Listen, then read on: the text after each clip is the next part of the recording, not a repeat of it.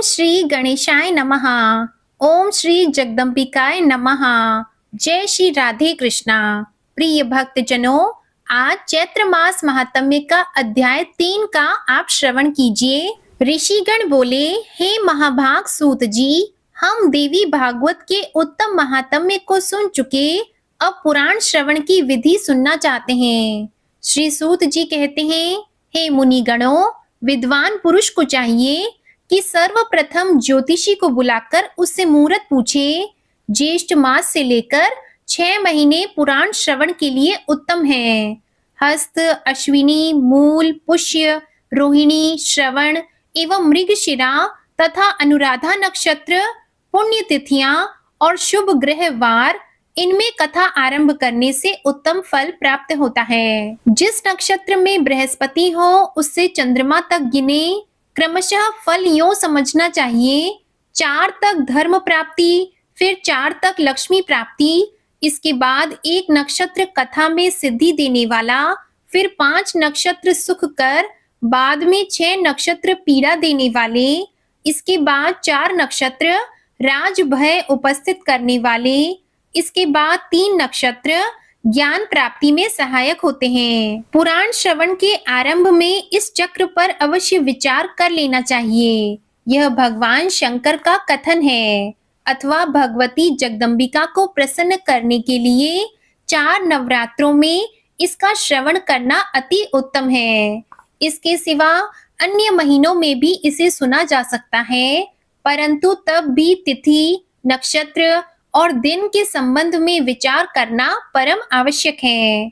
विवेकशील पुरुष का कर्तव्य होता है कि विवाह आदि यज्ञों में जैसी सामग्री आवश्यक होती है, वैसी ही सामग्री इस नवाह यज्ञ में भी एकत्रित करने का प्रयत्न करें।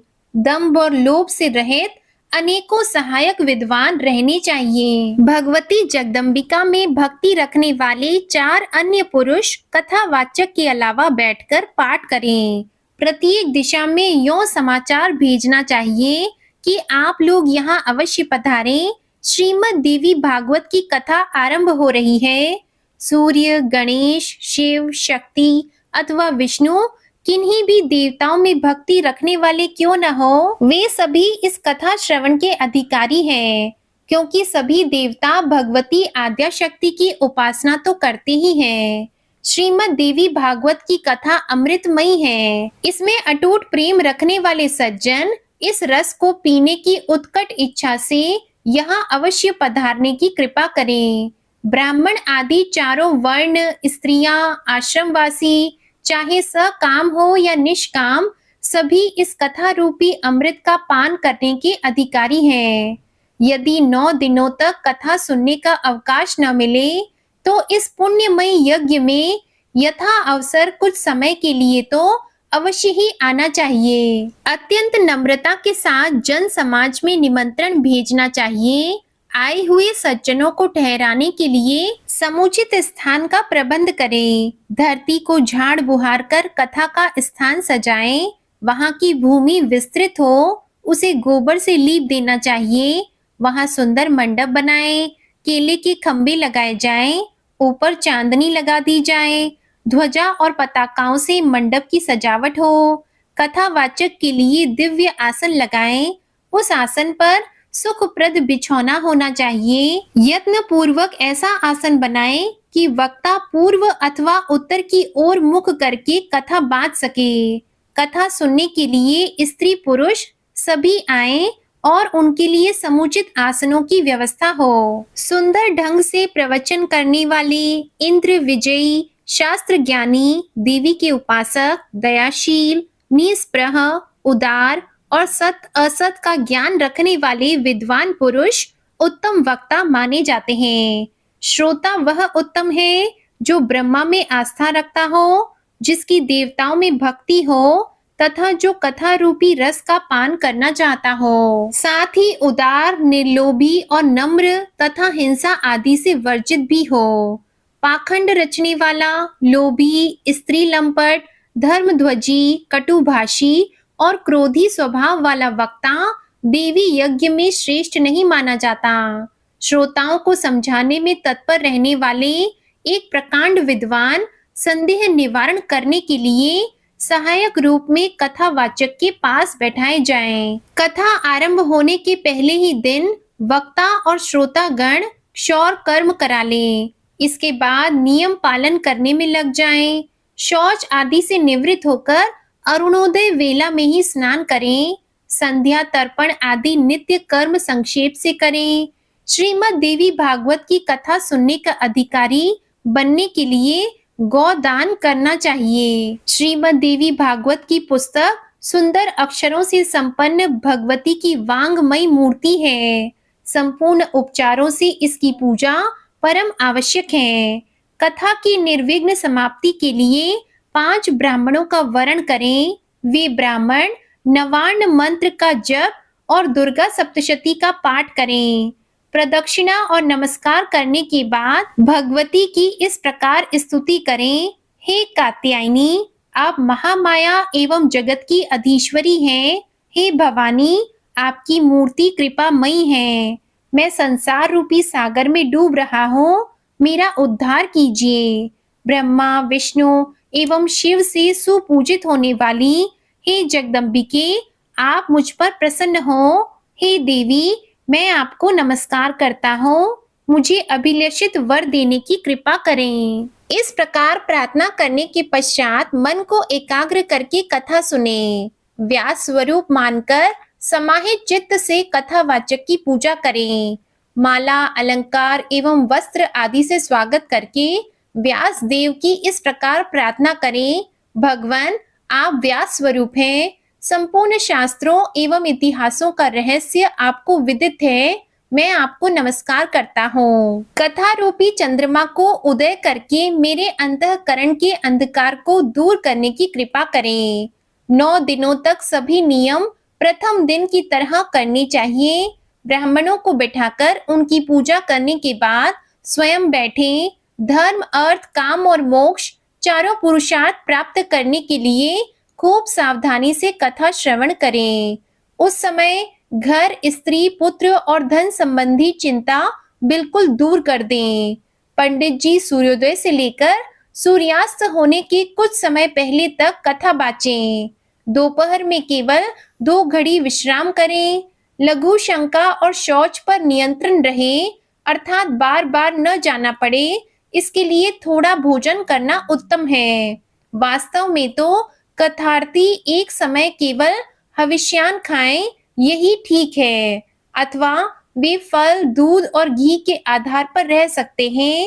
विचारशील पुरुष को चाहिए कि जिससे कथा में विघ्न न पड़े वैसे ही भोजन की व्यवस्था कर ले। हे द्विजवरों, अब कथा श्रवण में निष्ठा रखने वालों के नियम बताता हूँ। जो ब्रह्मा, विष्णु और शंकर में भेद दृष्टि रखते, भगवती जगदम्बिका में जिनकी भक्ति नहीं होती, तथा जो पाखंडी, हिंसक, कपटी, ब्राह्मण द्रोही और नास्तिक हैं, उन्हें श्रीमद् देवी भागवत की कथा सुनने का अधिकार नहीं है। ब्राह्मण का धन अपहरण करने वाले, दूसरे की स्त्री पर दृष्टि डालने वाले तथा देवता के धन पर अधिकार जमाने वाले लोभी मनुष्य कथा श्रवण के अनधिकारी हैं। व्रती पुरुष ब्रह्मचर्य का पालन करे, जमीन पर सोए, सत्य बोले, इंद्रियों पर काबू रखे और कथा समाप्त होने पर रात में संयम पूर्वक पत्रावली में भोजन करें। बैंगन, तेल, दाल, मधु एवं जला हुआ, बासी तथा भाव दूषित अन्न त्याग दें। मांस, मसूर, रजस्वला स्त्री का देखा हुआ अन्न, मूली, हींग, प्याज, लहसुन, गाजर, कोहड़ा और नालिका नामक साग न खाएं। काम, क्रोध, लोभ, मद, दंभ एवं अभिमान को पास न आने दें। ब्राह्मण द्रोही, पतित, संस्कारहीन, चांडाल, यवन, ऋतुमती स्त्री और वेद विहीन मनुष्यों के साथ कथा के व्रत में संलग्न पुरुष बातचीत न करें। वेद, गौ, ब्राह्मण, गुरु, स्त्री, राजा, महान पुरुष, देवता तथा देवता के भक्त इनकी निंदा कान से भी न सुने। जो कथाव्रती पुरुष हैं, उन्हें चाहिए कि सदा नम्र रहें, निष्कपट व्यवहार करें, पवित्रता रखें, दयालु बने, थोड़ा बोले और मन ही मन उदारता प्रकट करते रहें। श्वेत कुष्ठी, कुष्ठी, क्षय रोग वाला, भाग्यहीन, पापी, दरिद्र और संतानहीन जन भी भक्ति पूर्वक इस कथा को सुन सकते हैं। जो स्त्री वंध्या है, भाग्यहीना है तथा जिसे एक संतान के बाद पुनः संतान नहीं हुई हो अथवा जिसके बच्चे मर जाते या गर्भ ही गिर जाता हो, ये स्त्रियां श्रीमद् देवी भागवत की कथा सुने। जो पुरुष बिना परिश्रम ही धर्म, अर्थ, काम और मोक्ष को पाने की अभिलाषा रखता है, वह यत्न पूर्वक श्रीमद् देवी भागवत की कथा सुने। कथा के ये 9 दिन 9 यज्ञों के समान है। इनमें किया हुआ दान, हवन, जप अनंत फल देने वाला होता है। इस प्रकार नवाह व्रत करके कथा का उद्यापन करना चाहिए। फल की अभिलाषा रखने वाले पुरुष महाअष्टमी व्रत के समान इसका भी उद्यापन करें।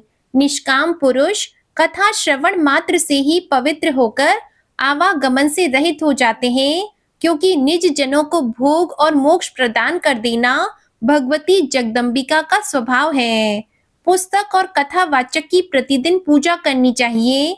वक्ता के दिए हुए प्रसाद को भक्ति पूर्वक स्वीकार कर लें। जो पुरुष प्रतिदिन कुमारी कन्याओं की पूजा करता, उन्हें जिमाता और प्रार्थना करता है, साथ ही सुवासिनी स्त्रियों और ब्राह्मणों को भी भोजन कराता है, उसकी कार्य सिद्धि में कुछ भी संदेह नहीं रहता। कथा समाप्ति के दिन संपूर्ण दोषों के शमनार्थ गायत्री सहस्त्र नाम अथवा विष्णु सहस्त्र नाम का पाठ भी करना चाहिए। जिनके स्मरण और नाम उच्चारण से तप, यज्ञ एवं क्रियाओं में न्यूनता नहीं रह जाती, उन भगवान विष्णु का कीर्तन अवश्य करना चाहिए। समाप्ति के दिन दुर्गा सप्तशती मंत्रों से या देवी भागवत के मूल पाठ से अथवा नवार्ण मंत्र से हवन करने का विधान है, अथवा गायत्री मंत्र का उच्चारण करके घी सहित खीर का हवन करना चाहिए, क्योंकि इस श्रीमद् देवी भागवत को गायत्री का स्वरूप ही कहा गया है। वस्त्र, भूषण और धन से कथावाचक को संतुष्ट करना चाहिए। कथावाचक के प्रसन्न हो जाने पर संपूर्ण देवताओं की प्रसन्नता उपलब्ध हो जाती है।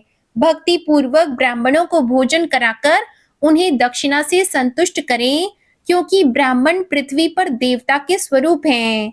उनके प्रसन्न होने पर अपनी अभिलाषा पूर्ण हो जाती है।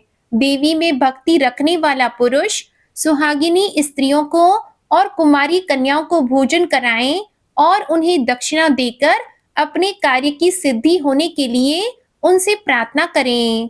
सुवर्ण, दूध देने वाली गाय, हाथी, घोड़े तथा पृथ्वी आदि का भी दान देना चाहिए।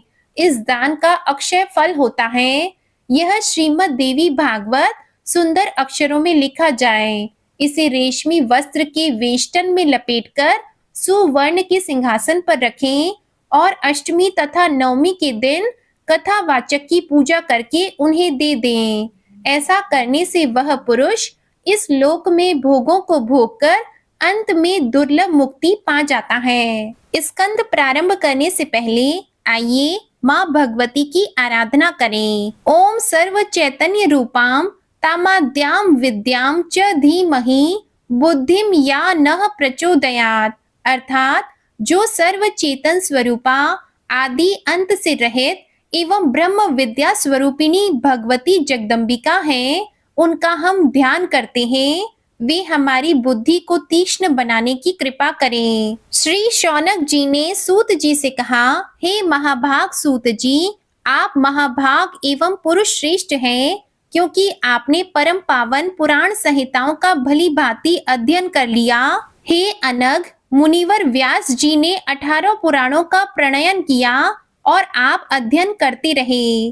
वे सभी पुराण बड़े ही अद्भुत हैं। मानद सत्यवती नंदन व्यास जी के मुखा अरविंद से 5 लक्षणों एवं रहस्यों सहित उन संपूर्ण पुराणों को आप अच्छी प्रकार जान गए हैं। आज हमारा पुण्य फल दानोन्मुख हो गया, जिससे आप इस पावन क्षेत्र में पधारे। मुनियों को विश्राम देने वाला यह क्षेत्र बड़ा ही उत्तम एवं कली के दोष से रहित है। हे सूत जी, यह मुनि मंडली पुण्यदायी पुराण संबंधी कथा सुनने के लिए उत्सुक है, अतः आप सावधान होकर हमें सुनाने की कृपा करें। महाभाग, आप संपूर्ण शास्त्रों के वेत्ता एवं त्रिविध तापों से रहित हैं। आपकी आयु कभी क्षीण न हो। भगवान, अब आप वेद से संबंध रखने वाला पुराण कहने की कृपा कीजिए। सूत जी, जिन्हें कान है और जो सुनने के स्वाद से भी परिचित हैं, वे मनुष्य यदि पुराण नहीं सुनते तो वे हतभाग्य हैं। जिस प्रकार षड्रस के स्वाद से जीभ तृप्त हो जाती है, वैसे ही विद्वान पुरुष के वचनों से कर्ण इंद्रियों को महान आनंद होता है। ये सभी जानते हैं। सर्पों के कान नहीं होते, तब भी मधुर स्वरों को सुनकर वे अपनी सुधि बुद्धि खो बैठते हैं। फिर कान वाले मनुष्य यदि सद्वाणी नहीं सुनते तो उन्हें बहरा ही क्यों न कहा जाए। अतएव सौम्य, ये सभी विप्रगण कथा सुनने की इच्छा से सावधान होकर नैमिषारण्य क्षेत्र में बैठे हैं। कली के भय से इन्हें महान दुख हो रहा है। हे सर्वज्ञ, आपके कहे हुए अन्य भी बहुत से पुराण हमने सुने, किंतु उनके सुनने से अब भी हमारी उसी प्रकार तृप्ति नहीं होती जैसे देवता अमृत पान से कभी नहीं अघाते। सूत जी, धिक्कार है इस अमृत को जिसे पीने वाले कभी मुक्त नहीं हो सकते, किंतु धन्य है यह पुराण जो सुनने से ही मनुष्य को मुक्त कर देता है।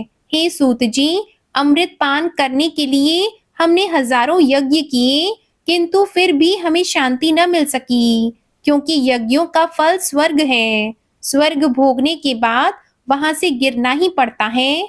इस प्रकार इस संसार चक्र में आने जाने की क्रिया सदा चलती ही रहती है।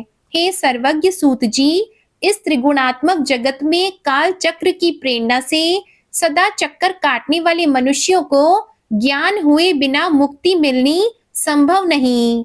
इसलिए आप परम पावन देवी भागवत को कहने की कृपा कीजिए। यह पुराण संपूर्ण रसों से परिपूर्ण, अत्यंत पवित्र, गोपनीय तथा मुक्तिकामी जनों को सदा अभिलषित मुक्ति प्रदान करने वाला है। श्री सूत जी कहते हैं, श्रीमद् देवी भागवत अत्यंत पवित्र एवं वेद प्रसिद्ध पुराण है।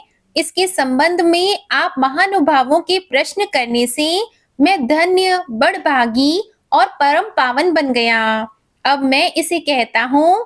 यह पुराण संपूर्ण श्रुतियों के अर्थ से अनुमोदित, अखिल शास्त्रों का रहस्य एवं आगमों में अपना अनुपम स्थान रखने वाला है, जो योगियों को मुक्ति प्रदान करने वाले एवं ब्रह्म आदि देवताओं द्वारा सुसेवित हैं, तथा प्रधान मुनिगण उत्तम स्तोत्रों के द्वारा जिनका सदा चिंतन किया करते हैं।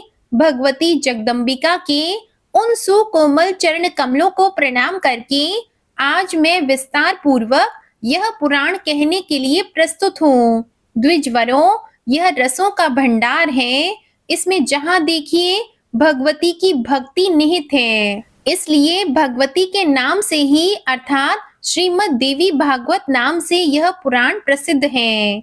उपनिषद में जो विद्या नाम से प्रसिद्ध है, आद्या, परा, सर्वज्ञा जिनके नामांतर हैं, जो संसार के आवागमन रूपी बंधन को काटने में कुशल है, सर्वत्र ही जिनकी सत्ता बनी रहती है, दुष्ट जन जिन्हें किसी प्रकार भी नहीं जान सकते, तथा मुनियों के ध्यान करने पर जो स्वयं अपनी झांकी दिखाई करती है, वे भगवती जगदम्बिका इस कार्य में सफलता प्रदान करने की कृपा करें। वेदों और पुराणों में यह भली भांति विदित भी है कि ब्रह्मा जी इस अखिल जगत के सृष्टा हैं। साथ ही वे यह भी कहते हैं कि ब्रह्मा जी का जन्म भगवान विष्णु के नाभि कमल से हुआ है।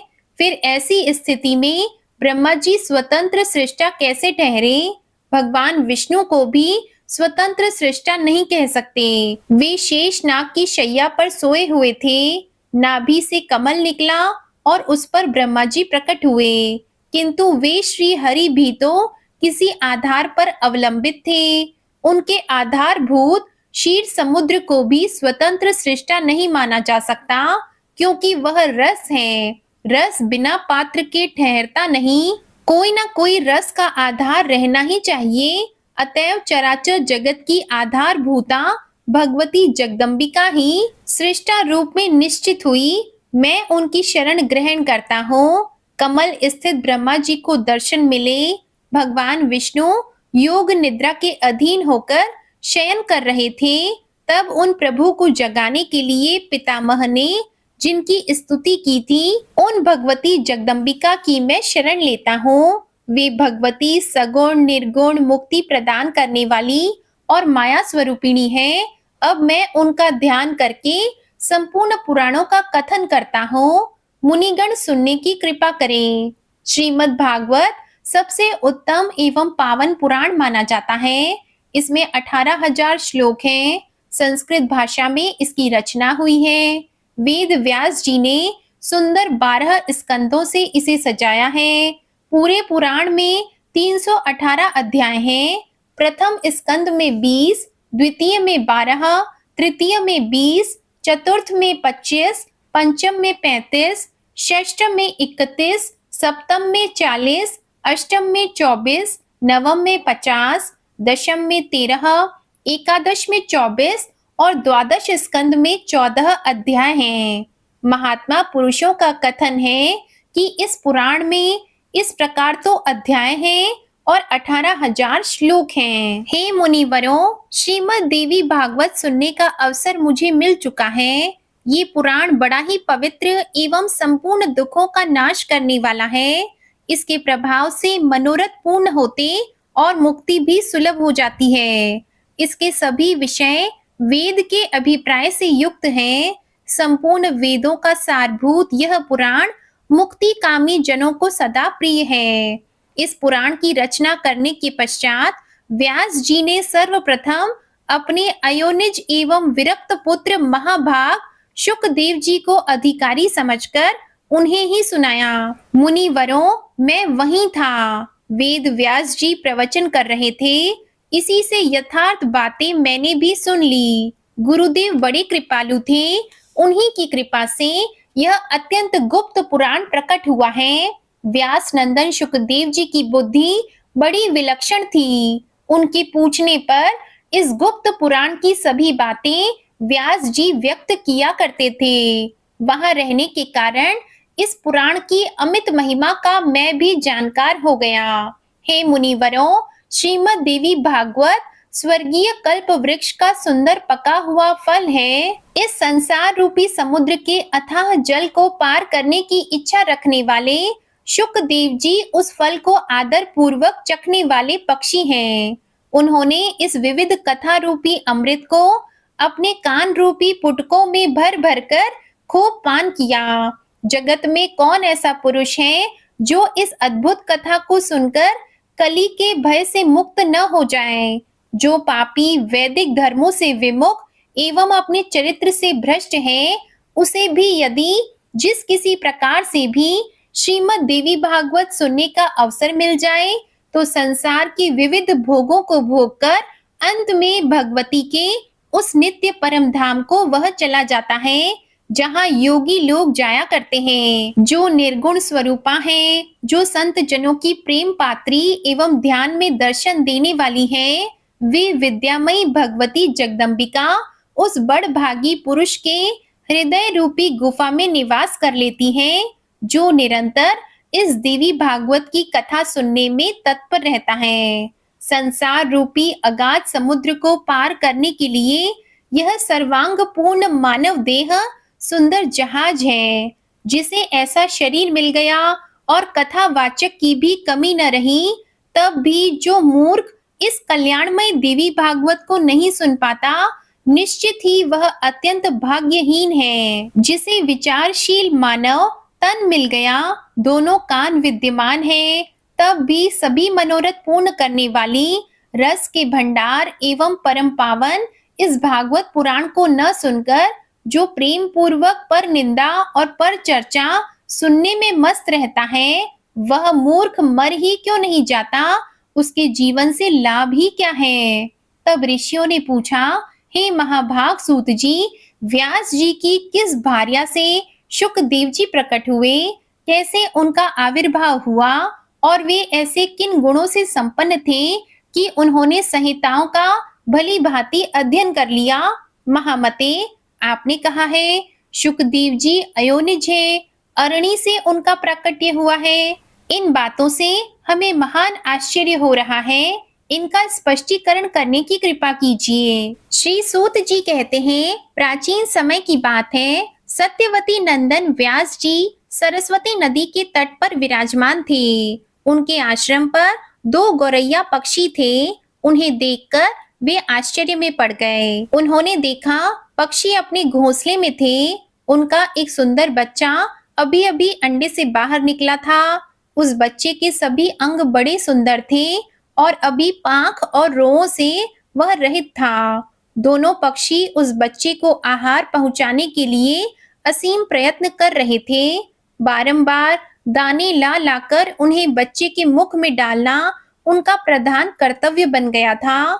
वे आनंद में विह्वल होकर उस बच्चे के अंगों को अपने अंगों से रगड़ते और प्रेम पूर्वक मुख चूमा करते थे। उन गौरैया का अपने बच्चे में ऐसा अद्भुत प्रेम देखकर व्यास जी ने अपने मन में विचार किया कि जब पक्षी अपने पुत्र के प्रति इतना स्नेह कर रहे हैं, तब मनुष्यों का संतानों में प्रेम हो, इसमें कौन सी विचित्र बात है, क्योंकि उन्हें तो पुत्रों से सेवा पाने की अभिलाषा बनी रहती है। सत्यवती नंदन व्यास जी इस प्रकार के विविध विचारों में उलझकर उदास हो गए। मन ही मन बहुत कुछ सोच समझकर बात निश्चित कर ली और वे मंदराचल पर्वत के निकट चले गए। विचार किया, मेरे मनोरथ पूर्ण करने एवं वर देने में निपुण कौन देवता है जिनकी मैं उपासना करूं? भगवान विष्णु, शंकर, इंद्र, ब्रह्मा, सूर्य, गणेश, स्वामी कार्तिकेय, अग्नि अथवा वरुण, मुझे किनकी उपासना करनी चाहिए? इस प्रकार व्यास जी सोच रहे थे। इतने में ही स्वच्छंद गति मुनिवर नारद जी हाथ में वीणा लिए वहां पधारे। मुनि को देखकर व्यास जी को अपार हर्ष हुआ। उन्होंने पाद्य एवं अर्घ प्रदान की समुचित व्यवस्था की, साथ ही कुशल समाचार पूछा। कुशल प्रश्न सुन लेने के पश्चात मुनिवर नारद जी ने व्यास जी से पूछा, द्वैपायन, तुम क्यों इतने चिंतित दिख रहे हो? अपनी चिंता का कारण बताओ। व्यास जी ने कहा, सुना गया है कि पुत्रहीन को गति नहीं होती और मानसिक सुख भी उसे सुलभ नहीं हो सकता, इसलिए मैं बहुत दुखी हूँ और यही चिंता मुझे बार बार बेचैन किए डालती है। अब मैं मनोरथ पूर्ण करने वाले किस देवता की उपासना करूं? इस विचारधारा में गोते खा रहा हूँ। इस परिस्थिति में अब आप ही मेरे आश्रय हैं। महर्षि, आप सब कुछ जानने वाले एवं कृपा के समुद्र हैं। शीघ्र बताने की कृपा कीजिए कि मैं किन देवता की शरण में जाऊं जो मुझे पुत्र दे सके। सूत जी कहते हैं, इस प्रकार व्यास जी के पूछने पर महामना नारद जी अत्यंत प्रेम पूर्वक उनसे कहने लगे। नारद जी ने कहा, महाभाग व्यास जी, तुम इस विषय में जो पूछ रहे हो, ठीक यही प्रश्न मेरे पिताजी ने भगवान श्री हरि से किया था। देवाधिदेव भगवान जगत के स्वामी हैं। लक्ष्मी जी उनकी सेवा में उपस्थित रहती हैं। दिव्य कौस्तुभ मणि उनकी शोभा बढ़ाती है। वे शंख, चक्र और गदा लिए रहते हैं। पीतांबर धारण करते हैं। 4 भुजाएं हैं। वक्ष स्थल पर श्री वत्स का चिन्ह चमकता रहता है। वे चराचर जगत के आश्रय दाता हैं। जगत गुरु एवं देवताओं के भी देवता हैं। ऐसे जगत प्रभु भगवान श्री हरि महान तप कर रहे थे। उनकी समाधि लगी हुई थी। यह देखकर मेरे पिताजी ब्रह्मा जी को बड़ा आश्चर्य हुआ। अतः उन्होंने उनसे जानने की इच्छा प्रकट की। ब्रह्मा जी ने पूछा, प्रभो, आप देवताओं के अध्यक्ष, जगत के स्वामी और भूत भविष्य एवं वर्तमान सभी जीवों के एकमात्र शासक हैं। भगवान, फिर आप क्यों तपस्या कर रहे हैं और किस देवता की आराधना में ध्यान मग्न हैं? मुझे असीम आश्चर्य तो यह हो रहा है कि आप देवेश्वर एवं सारे संसार के शासक होते हुए भी समाधि लगाए बैठे हैं। प्रभो, आपके नाभि कमल से तो मेरी उत्पत्ति हुई और वह मैं अखिल विश्व का रचयिता बन गया। फिर आप जैसे सर्वसमर्थ पुरुष से बढ़कर कौन विशिष्ट देवता है, उसे बताने की कृपा अवश्य कीजिए। जगत प्रभु, मैं तो यही जानता हूँ कि सबके कारण स्वरूप आदि पुरुष परमात्मा आप ही हैं। आप में सारी शक्तियाँ स्थित हैं। सृष्टि, स्थिति और संहार तथा सभी कार्यों के करने वाले आप ही हैं। महाराज, आपकी इच्छा से ही मैं इस जगत की रचना करता हूँ। भगवान शंकर भी आपकी आज्ञा पाने पर ही समय अनुसार सदा संसार लीला में प्रवृत्त होते हैं। भगवान, सूर्य का आकाश में चक्कर लगाना, सुखदायी पवन का चलना, अग्नि का जलना और मेघ का बरसना आदि सभी कार्य आपकी आज्ञा पर ही निर्भर हैं। मुझे तो महान कौतूहल यह हो रहा है कि आप किस देवता का ध्यान कर रहे हैं। त्रिलोक में तो आपसे बढ़कर किसी देवता को मैं नहीं देखता। अतएव सुव्रत मुझ दास को यह रहस्य स्पष्ट बताने की कृपा कीजिए, क्योंकि श्रेष्ठ पुरुष किसी बात को छिपाते नहीं। स्मृतियां भी यही कहती हैं। ब्रह्मा जी के ये विनीत वचन सुनकर भगवान श्री हरि उनसे कहने लगे, ब्राह्मण, सावधान होकर सुनो। मैं अपने मन का विचार व्यक्त करता हूँ। देवता, दानव और मानव सब यही जानते हैं कि तुम सृष्टि करते हो, मैं पालन करता हूँ और शंकर संहार किया करते हैं।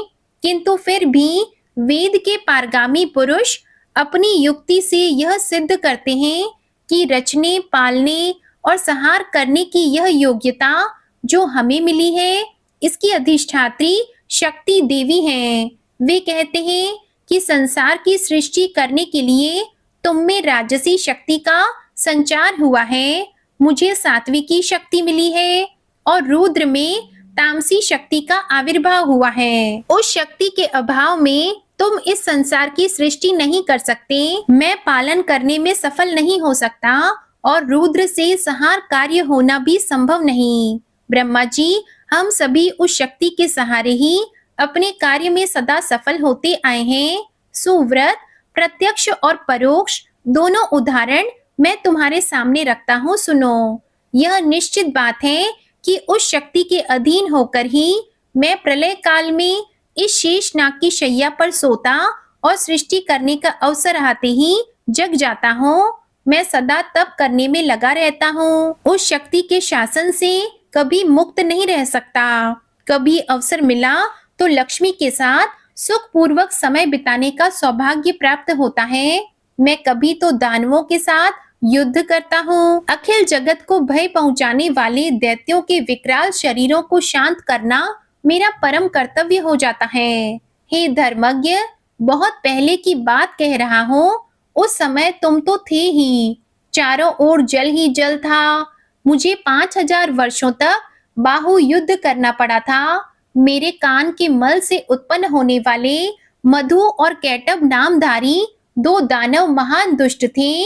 उन्हें असीम अभिमान था। भगवती आद्या शक्ति की कृपा से ही मैं उन दैत्यों को मारने में सफल हो सका। महाभाग, उस समय की बात से क्या तुम अपरिचित हो? सर्वश्रेष्ठ शक्ति ही तो उस जीत में कारण हुई थी। फिर तुम बार बार क्यों पूछते हो? जब सर्वत्र जल ही जल शेष रहता है, तब उस शक्ति की इच्छा के अधीन होकर मैं पुरुष रूप से विचरा करता हूँ। प्रत्येक युग में कच्छप, वाराह, नरसिंह और वामन रूप मुझे धारण करने पड़ते हैं। ब्रह्मा जी, प्राचीन समय की बात है, एक बार धनुष की डोरी टूटी और उसके झटके से मेरा मस्तक धड़ से अलग हो गया। तुम बड़े कुशल शिल्पी हो, अतः तुमने घोड़े का मस्तक मेरे धड़ से जोड़ दिया। यह घटना तो तुम्हारे सामने ही घटी थी। तभी से लोग मुझे है शिरा कहने लगे। जगत की रचना करने वाले ब्रह्मा जी, तुम इससे अपरिचित नहीं हो। मुझे सब प्रकार से शक्ति के अधीन होकर रहना पड़ता है। उन्हीं भगवती शक्ति का मैं निरंतर ध्यान किया करता हूँ। ब्रह्मा जी, मेरी जानकारी में इन भगवती शक्ति से बढ़कर दूसरे कोई देवता नहीं है।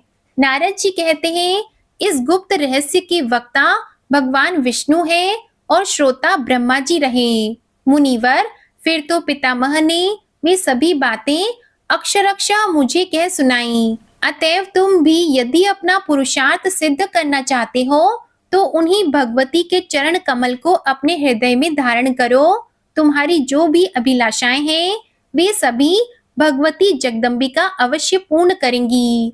श्री सूत जी कहते हैं, इस प्रकार नारद जी के कहने पर सत्यवती नंदन व्यास जी भगवती के चरण कमलों को अपने हृदय में स्थापित करके तपस्या करने के लिए पर्वत पर चले गए। जय माता दी। प्रिय भक्त जनों, आज का अध्याय संपूर्ण हुआ। इसके आगे का वृतांत जानने के लिए आप आने वाले अध्याय को जरूर सुनिएगा। कथा पसंद आई हो तो वीडियो को लाइक जरूर कीजिएगा और चैनल को भी सब्सक्राइब कर लीजिएगा। जय माता दी।